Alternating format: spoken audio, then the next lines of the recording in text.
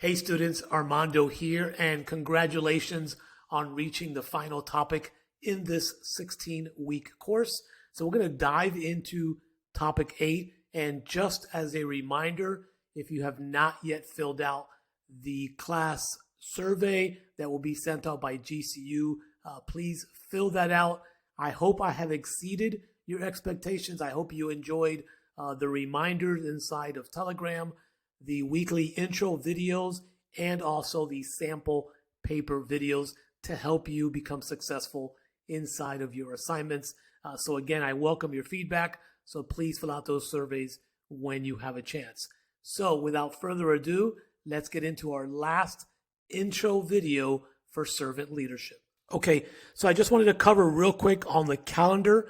Obviously, depending on when you're seeing this, your dates might be different. But again, week 15 spills into week 16.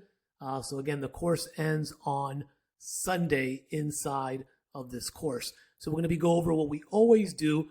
We're going to be going over our topics and then our one individual assignment that we have. There will not be 4 DQs this week, only 2 discussion questions.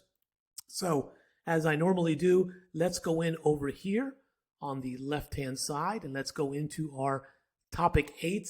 And if you notice up here, here are the objectives and what we are going to be covering inside of our last topic. We're going to examine that role of servant leadership and how we can positively influence organizational outcomes. We're going to look at those personal values.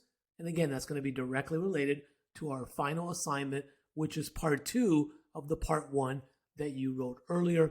And again, we're going to look at the leadership and the model of leadership that incorporates contributions to both others, organizations, and society. As a reminder, over here, you have all of your resources that will help you for topic 8. So don't forget, as we scroll, all the resources are there for you. Now, of course, we have this particular topic. There's only 2 DQs, so make sure that you knock those out.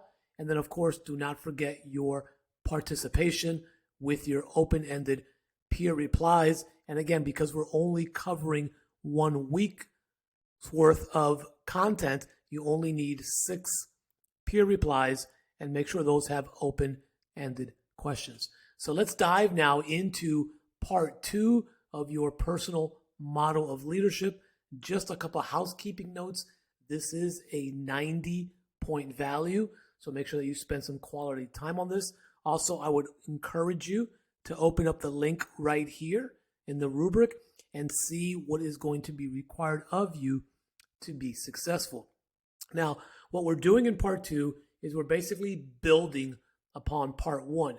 If you notice right here, you need to include somewhere between 500 words or more. Again, I don't cap you at the 750. If you need more than 750, that is totally okay with me. And then what you want to look at is you want to look at these new questions that are right here. Okay? So as it's mentioned right here, between part 1 and part 2, your paper should be 1,500 words or more.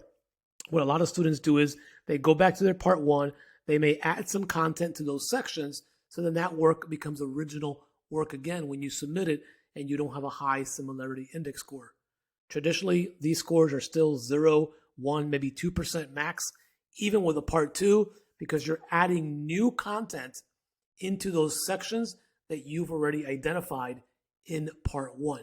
Okay, so just a couple of reminders. Here are some general reminders. This is very, very important. It's right here in this first section right here. All content sections, which should mean every paragraph, should have supporting citations to strengthen your claims. You want to include at least 3 in-text citations and at least 3 references. So again, this needs to be the minimum within your paper.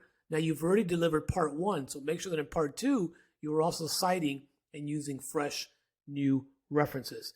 This does require APA, as you know, so make sure that we are adhering to a title page, page numbers, using headers, subheaders to divide up our work, in-text citations in every section of your paper, and then lastly, your individual reference page. Now, again, we already talked about the rubric.